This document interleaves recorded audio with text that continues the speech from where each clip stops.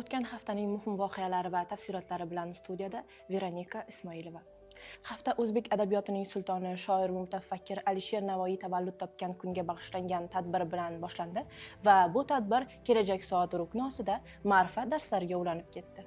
Yana bir quvonchli xabarlardan biri, universitetda Germaniyada ishlash uchun migrantlardan talab etiladigan B1 sertifikati uchun darslar boshlandi va darslar o'z o'rnida monitoring ishlari ham olib borildi. Talabalar uchun ham foydali, ham qizg'in bo'lgan sport turlari mini futbol hamda gandbol rektor kubogi uchun ikkinchi mavsum birinchi turi boshlandi.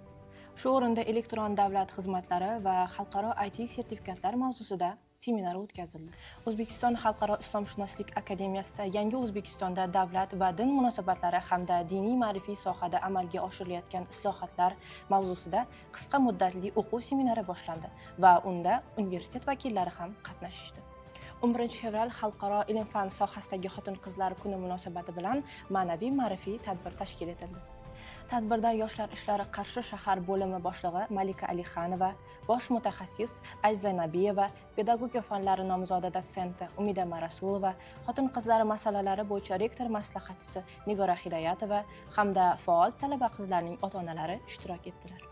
Va haftani aqliy salohiyatni oshiruvchi Zakovat intellektual o'yinining ikkinchi mavsumi ikkinchi turi bilan yakunlandi. Q Digest.